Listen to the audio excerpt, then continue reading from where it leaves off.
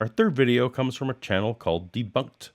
I've not yet covered DeBunked before, but I noticed that Todd Friel is a big fan, so I decided that I should go check out their channel, and they've got quite a few gems that are worth looking at. One that particularly caught my eye is that consensual sex is not enough for God. Okay, let's get started because time is short and we're talking about sexual morality here. The dude talks fast. He's going to fit a lot in an individual video. I'm probably going to take a little bit more time to unpack it, but hopefully everyone can hear it. Hopefully you're buckled up, you got a drink, we're ready to go. A hot topic with all kinds of opinions and feelings about it, with most people ending up in the camp that says all consensual sex is morally good. Whoa! So most people, when discussing sex, land in a camp with a lovely campfire where all consensual sex is morally good. Now, I particularly land in a camp where in order to be morally good, that sex would have to be consensual. I think that any form of non-consensual sex would be on the opposite side of scale, morally bad. That said, that does not mean that consensual sex is morally good. That depends on how you define morals, but for me, consensual sex would be morally neutral or essentially amoral. This is basically like saying this is activities that is neither, we don't have obligations to do nor obligations not to do. These are things that personal choices we make, like is having a bowl of popcorn morally good? Is watching a movie morally good? Is going for a walk morally good? All these things are choices that we make that insofar as they don't affect other people, insofar that everyone who's involved is consenting to the activity, it's amoral. Let me know if you disagree or agree with me on that point, but it's a stretch to say that it's morally good, and this is kind of painting the picture for this Debunked audience that that we're all pro orgy. I'm not that we're anti orgy. We're all pro. Everyone must have sex all the time. That's the position that we're having, and they're morally obligated to do these things, which you're not. Now, it's true that good things come from sex, like emotional connection, oneness, pleasure, and life, but good things can come from sex, as he said. There's pleasure, there's emotional connection, and life. Those are all, I would agree, those are all good things. The life part is a tricky topic right now, and this video doesn't go into it. And I'm not going to necessarily go down that path right now, but there are some good things that can come from sexual relations. So, sure, good. And good, of course, we're going to talk about what good means to me and what good means to him. bad things also come from sex, like abuse, rape, shame, and even death. Okay. So he's identified 4 bad things that can come from sex: abuse, rape, shame, death. Are there other things that can cause abuse, rape, death, and shame? What about the Catholic Church? Is it and has the Catholic Church caused abuse, death, shame, and rape? Definitely a lot of those, if not all. Food can cause 3 of those things. Almost any activity can cause shame. Almost any relationship can cause abuse. Having a job could lead to technically any of these. So he's already gone down a weird path where he is trying to say that because these things are potential outcomes of sex, that therefore sex needs to be regulated. That is not a standard he holds for anything else that can potentially cause these things. He's going to be arguing, as we all know, for this special category that sex is placed in the mind of the Christian apologist. Sex deserves, for some reason, it deserves its own special category. If you care about abuse, rape, sex, or shame and death, then you should make videos, an anti-shame video. You should make an anti-death video, an anti-abuse video. That's what you should be talking about, not one of many things that can potentially cause it. What makes these things good or bad? To answer that, we got to dare to ask bigger questions. And So here I kind of set this up deliberately with the Mike video. What makes things good or bad? Well, it's that same criteria of the good is the label that we give to outcomes that we prefer, and bad is the label we give to outcomes we don't prefer. That's true for each individual person. those are these. What in the world do we mean by good and bad? How do we know what good and bad is? What's the standard? Fantastic questions that lead me right where I want to go, straight down the rabbit hole of morality's reality, so we can come back up with the carrot of truth, whatever that means. Fact is, it's either true that there are such things as objective moral standards, duties, and obligations, or it's true that there are not such things. Now, to his credit, that is a proper dichotomy. It is either there are objective standards of morality or there are not objective standards of morality. So, again, one minor point for actually creating a dichotomy. Yay? If it's true that there are not such things, then nothing is ultimately wrong or right. Nothing is ultimately wrong or right. Well, that depends, of course, on what you mean by ultimately wrong or right. Any two people who agree to criteria, as you just said, there needs to be criteria. Anytime two people can agree on criteria, then you can keep score about what's wrong or right. If we want to travel to the west, if everyone in the car agrees they want to go west, then driving east is objectively wrong, and driving west is objectively good.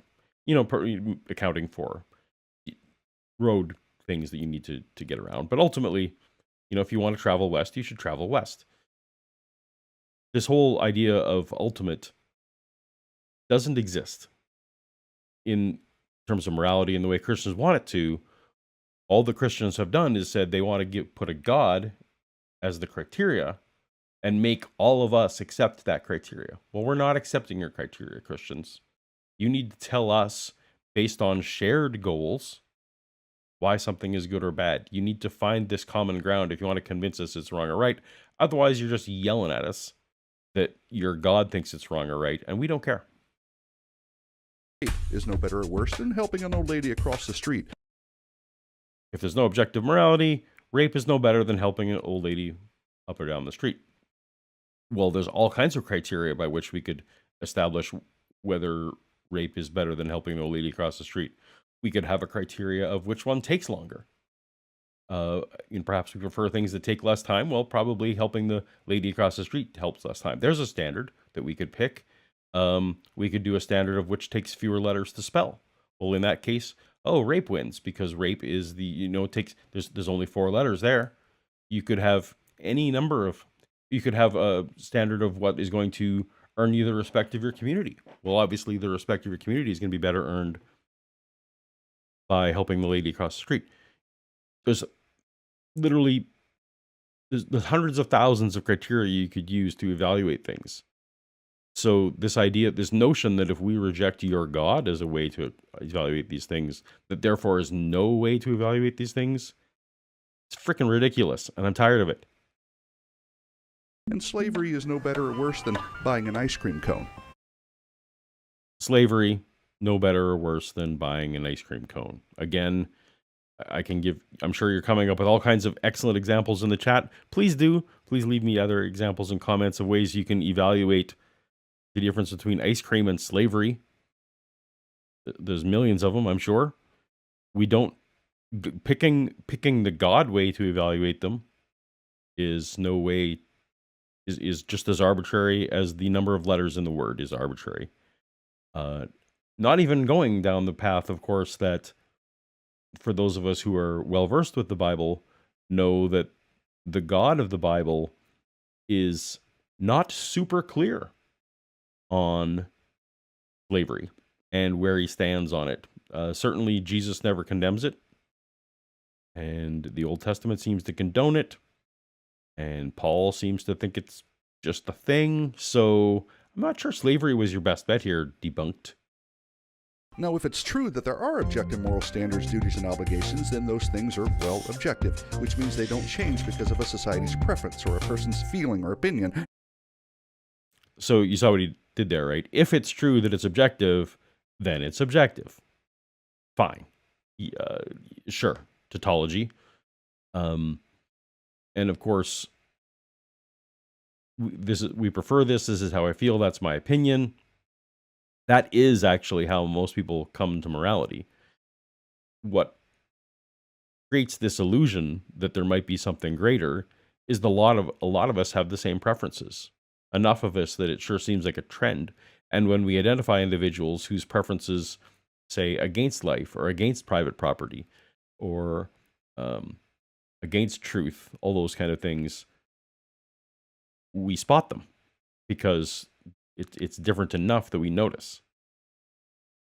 That's why you have this illusion. That's why you can appeal to this idea of intuition for objective morality. That's the only evidence I've ever been shown. Well, we all have intuition that it's true. We don't have the same intuition, particularly around what makes for moral or immoral sexual acts. Now, hold on there, a hillbilly second. You talk so dang fast. I'm going to need some metaphors or similes or something similar so something certifiable or shareable, son. Okay, answer me this. I feel like you could have cut that 3 seconds out and maybe just talked, ever so slightly slower, but it's cute. You prefer that 100 plus 50 equals 25. Does that make it true? How about this one? No, because math is a thing where you have an objective standard where everyone, if you agree to what the rules of numbers are and what the rules of math are, and that we're dealing with a base 10 system, once you agree to those rules, then that little math equation you put up there doesn't make sense. If someone wants to disagree or deal with a different base set or something else, then it's going to be false. Just the same as morality.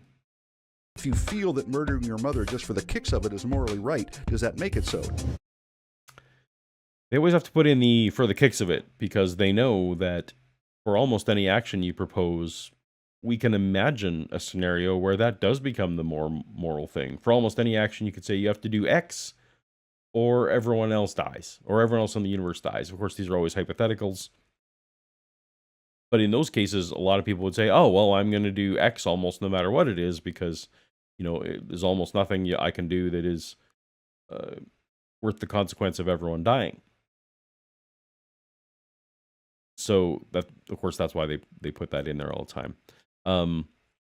And appeal to emotion, of course. Would you want to murder your mother? No, we don't want to typically murder our mothers. Some might, but most of us don't. No is the answer to both of those, because just like feelings and preferences don't change objective reality, they don't change objective morality either. Objective reality is something that we can test.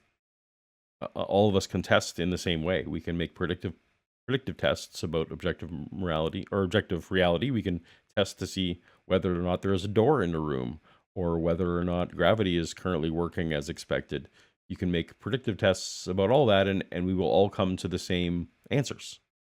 The trouble with this morality question that you raise is even if you find a whole population of people who believe in the same God, when it comes to nuanced things, they are not going to come to the same moral choice. Thus, there is no objective morality written on our hearts. Because surely not all those people are suppressing the truth and the righteousness. Surely some of these Christians, most of these Christians, even though they disagree wildly on moral issues, are not all suppressing the truth. Or is it only you, Mr. Debunked Narrator? Whoa, wait a second, you say, but math has a standard. Morality doesn't, right? Oh, that is what I said. Wrong. God is the standard. In fact, it's only because God exists, that he's eternal and perfectly good, that universal objective moral goodness exists. This is, of course, so Christian-centric, it's crazy, because one can imagine all kinds of scenarios where there is a God of some sort, of some description, even a creator God, that is not morally good. Certainly there are legends and beliefs held today by pagans and many others of creator gods who are not morally perfect. So this idea that again, that it requires only this Christian God and only one that is perfectly moral for us to have this objective morality uh, is unreasonable and unneeded and unnecessary and explains literally nothing. And because he loves us so much, he has revealed his nature and good standards in the Bible. Because he loves us so much, he has revealed his standards in the Bible.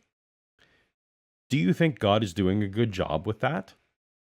Mr. Narrator of DeBunked is providing this book, which can be interpreted to both say that homosexuality is entirely fine. Many believers hold that. Many people believe is an abomination, worthy of instant sending to hell. The book says that if we make graven images, that's one of the first commandments.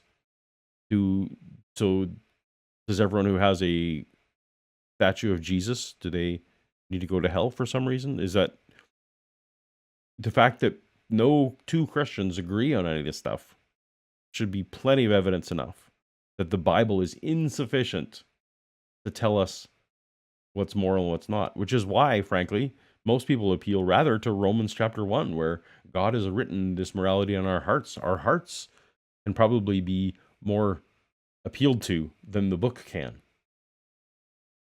The rock, that's God. His work is perfect, for all his ways are justice. Oh, taste and see that the Lord is good. God is not a man that he should lie, or a son of man that he should change his mind. You spoke with them from heaven, and gave them right rules and true laws, good statutes and commandments. Keep the commandments and statutes of the Lord, which I am commanding you today for your good. Romans 7:12 sums it up like this: so the law is holy, and the commandment is holy and righteous and good. So what we've got here is 1, 2, 3, 4, 5, 6 different Bible verses telling us that the Bible is the standard by which we live. If only someone had ever come up with some kind of, say, jingle that could deal with this. Oh no, did it not play? I don't know. Did you guys hear the music? Ah.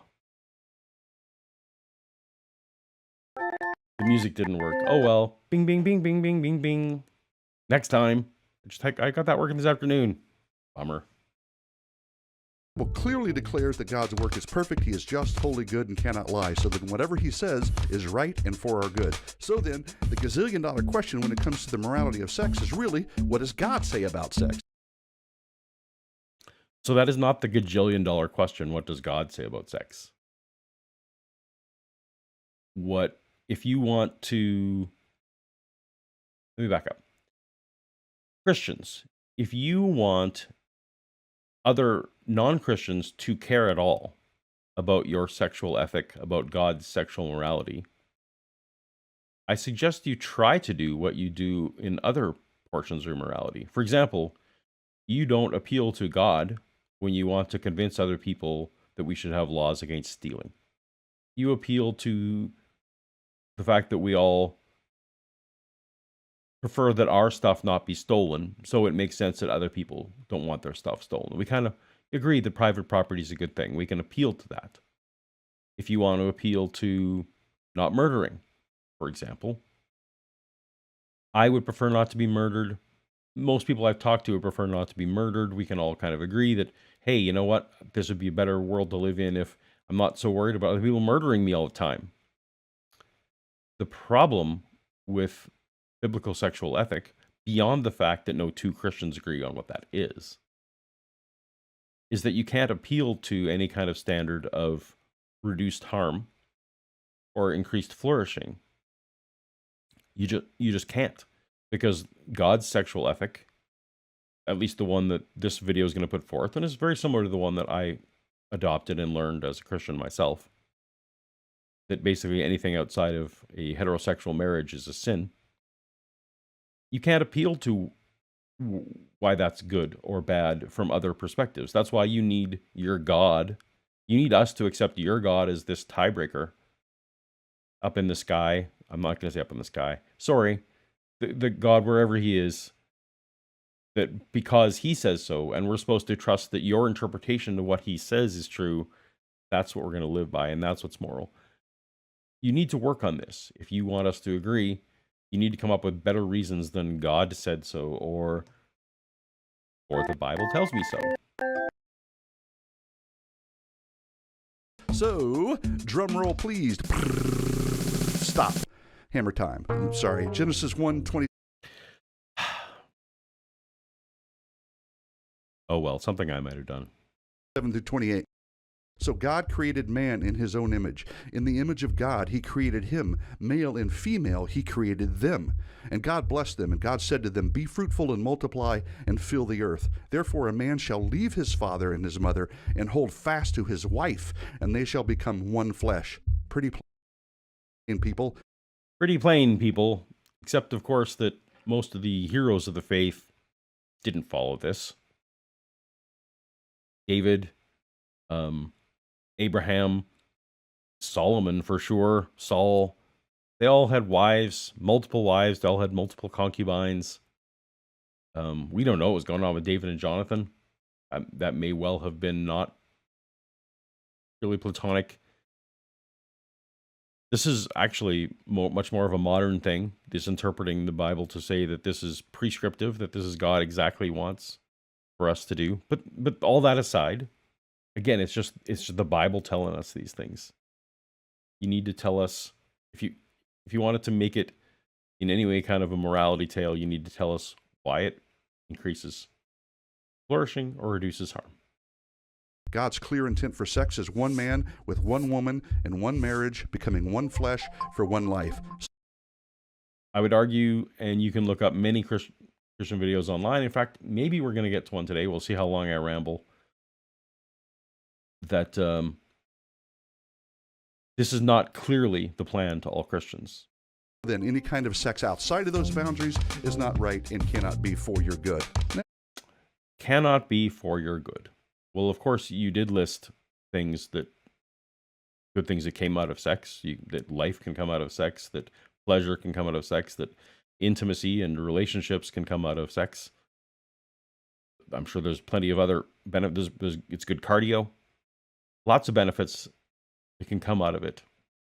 There's the fact that it also carries some dangers for harm, just puts it in the category of every activity that humans do. Oh, we get it. Lots of people are on the make me feel good quest instead of the tell me the truth quest, so undoubtedly some watch. This is what they always accuse you of. This is the Frank Turek line. You're on a feel good quest, not a truth quest. Some of us started off believing in all this God stuff, went to look to see if it was true, didn't find it. That wasn't because we were out looking for sexual escapades. Lots of people remain in their committed relationships after they no longer become a Christian. This disparaging of people who are on truth quests, again, is exhausting. This will call us haters or phobes of some kind in hopes to shut us up. But in fairness to this channel, they actually do have their comment sections open, so good for them. And so I guess we can go call them haters and phobes, though I don't think we should. Let's all be kind and show positive atheism. Real love will not, dare I say, cannot shut up about truth or pat someone on the back and tell them that whatever they do, even if it clearly violates God's principles, is okay. All this to say that this notion that all consensual sex is morally good or just a matter of preference or feelings or opinions has been debunked. Adios. No, you have not debunked anything.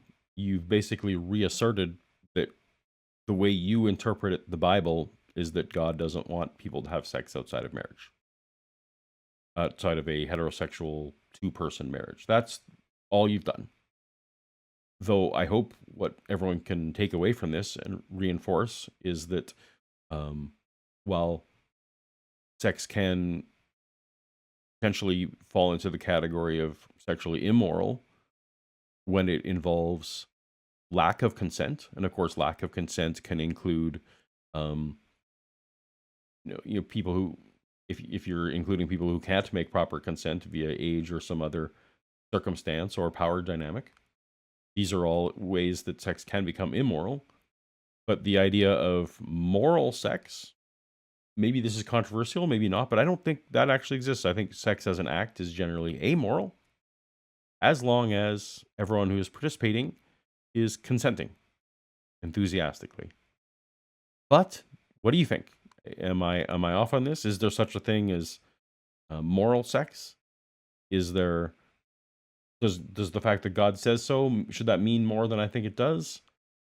Do Christians have an obligation to appeal to either reducing harm or increasing flourishing? Of course, one could say that procreational sex is leads to flourishing in its own way, but that doesn't require that's a whole tangent, and of course doesn't require marriage or monogamy in any way.